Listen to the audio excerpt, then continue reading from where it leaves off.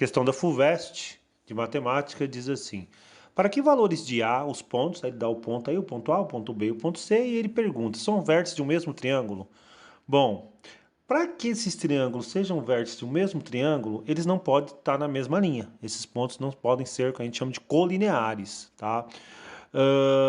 Então eles não podem ter a condição de alinhamento, tá? E essa condição de alinhamento, ela pode ser interpretada geometricamente a partir da área do triângulo. Tá? Primeiro, como que eu tenho a área do triângulo a partir do plano cartesiano? Olha só, eu vou fazer a área do triângulo aqui.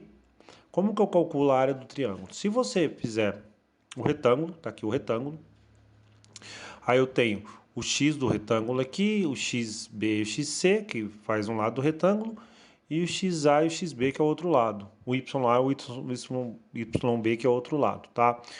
Qual que é a área? É a base, né?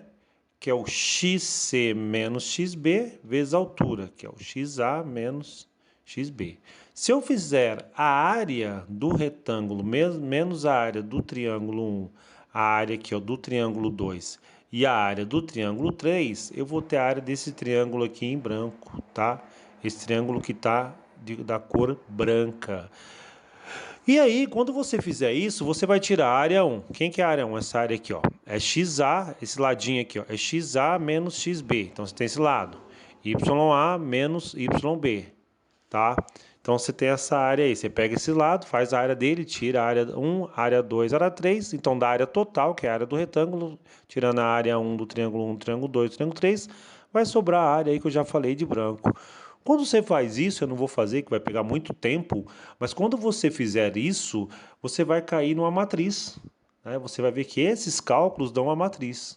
E daí que tá, por isso que você calcula a área do triângulo pela matriz, pelo módulo da matriz, né? Você tem lá, a área do triângulo é meio, né? Módulo de D, que é o determinante, tá? Por que está em módulo? Porque pode estar desse lado aqui, né? No primeiro quadrante, no segundo quadrante, no terceiro quadrante, no quarto quadrante. Então, em módulo vai dar a área positiva, tá? Aí você tem o determinante aí. O que acontece? Quando você pega esse determinante e coloca igual a zero, só para a gente já falar da equação da reta, aproveitar o gancho, você tem o quê? Conforme você vai diminuindo, vamos pensar aqui, ó, na área do triângulo ABC. Conforme você vai diminuindo essa área, esse ponto aqui vai chegando a se alinhar o ponto A com o ponto B com o ponto C. O que quer dizer isso? Quando você pega o determinante, quando a área é zero, é quando você pega esse determinante, o valor determinante igual a zero. Então você vai ter os pontos colineares, que é quem? A equação da reta. Quando você for fazer a equação da reta, por isso você tem lá. Você pega os 3 pontos, faz o determinante igual a zero. Você tem a equação da reta. Para que isso não aconteça, que eu quero que sejam 3 vértices de um mesmo triângulo, eu coloco em condição que o determinante, como eu disse lá, tem que ser diferente de zero. Por quê? Eles vão ser não colineares, tá? Aí você faz lá, pega os pontos, o ponto x, y, completa com 1, faz o cálculo aqui, né? Que aí é fazer a diagonal principal, a diagonal secundária, você vai cair na equação do segundo grau, que está aqui, ó, a ao quadrado mais 3a mais 4. Eu coloquei igual a zero, mas isso tem que ser diferente de zero para que aconteça, tá? Eu coloquei igual a zero só para terminar o cálculo.